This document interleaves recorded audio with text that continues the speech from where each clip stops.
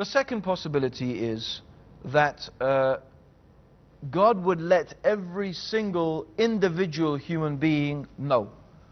Every human being and every individual human being would be inspired with that knowledge and with that message and with that revelation from God. This is another possibility.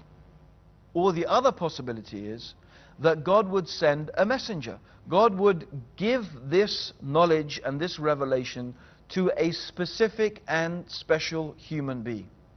Now, Islam teaches that this is the way, the last way, that this is the manner in which God has chosen to let us know, human beings, let us know about Himself, about how we should be grateful to Him, about how we should worship Him and thank Him, and how we should live our lives in a way that is pleasing to Him.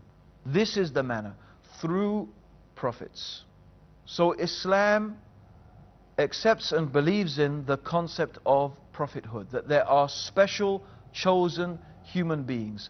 And again, when we think about it, when we look at the nature of the human being, and when we look at this option as compared to other options, we find without doubt that this is the most rational, this is the most sensible, and this is the best means of conveying that message to the human beings, because there are really more weaknesses and more deficiencies in the other methods. For example, one of the deficiencies in the idea that God could have left some book lying around, or God could have inscribed this message somewhere, and we just discover it and we have to go and discover it. One of the deficiencies in it is there is no practical example of another human being living and acting out that revelation. This is a problem, because human beings might say, well, that's all well and good, and here are all these rules, and here are all these things that we have to follow, and this is how we should live our life. But where's a practical example? Where can I see someone doing that? This is something that human beings, from our common experience, we really need that. We have a great need of a practical example for us, either to see directly in front of us or that we could read about historically, but we need some physical, practical example to see a human being doing those things. That's why the idea of some divine being, some God, some demigod, some angel, some supernatural being coming down, it's very deficient, because it always leaves the argument open. But hey, that's not a person, that's an angel. That's not a human being, that's a God. How can we be like a God? How can we be like an angel? It's a perfectly fair argument. But if God sends a messenger who is a human being, who eats food like we eat food, who marries like we marry, who has the same desires that we have, the same needs that we have, has the same weaknesses that the human being has, yet this person is able to overcome those weaknesses and manifest those excellent qualities and display them for us in a manner that is practical and real, then we can say, yes, there is a living example of another human being who can live their life in accordance to the will of God. And we can imitate that and we can emulate that.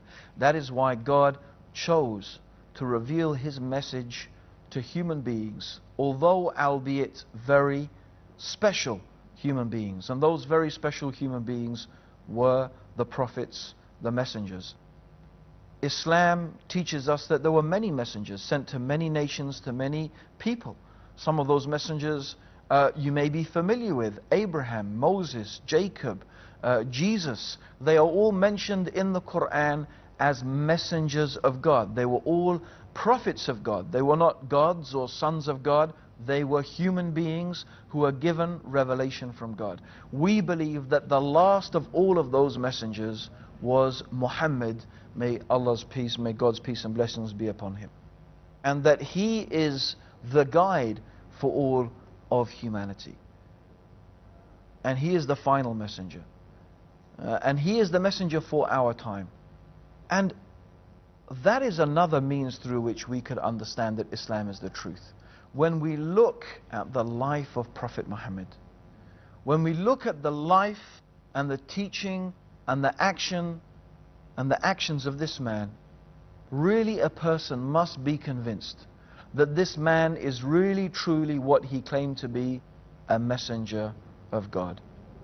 Because his example, the way that he lived his life, the manner in which he behaved, really manifest those qualities of goodness, of honesty, of truthfulness, of trustworthiness, of sincerity, of compassion, yet at the same time of firmness and uncompromising dedication to the message that God desires him to deliver.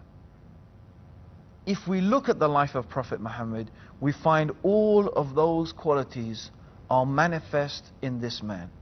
In fact, really to study the life of Prophet Muhammad is to study one of those convincing proofs and those rational means through which and by which the human being can come to know that indeed Islam is the revelation from the creator of the heavens and the earth for the guidance and for the benefit of all of the human beings, so that we could live in true peace with ourselves, with our families, with our society, and with the world at large. Just as all of the creatures in this universe, indeed even the inanimate objects, the sun, the moon, the stars, are all obeying the laws of God.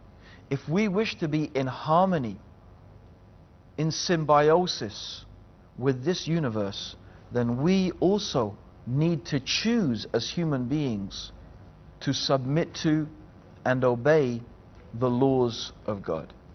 But we human beings have a choice. In some regards, not in the manner of breathing and eating, we are like the creatures. We have to obey the laws of God. But there are other things, emotionally, intellectually, in our actions of worship, that we can choose to obey God or to disobey God. And if we wish to be in a true state of peace and harmony with the creation, then we must also do what all of the creation is doing and submit ourselves entirely and completely to the laws and the commands and the will of our Creator, and live our lives in a manner that is displaying gratitude and thankfulness to our bountiful Lord, who is Allah. Assalamu alaikum wa rahmatullah. May God's peace and blessings be upon all.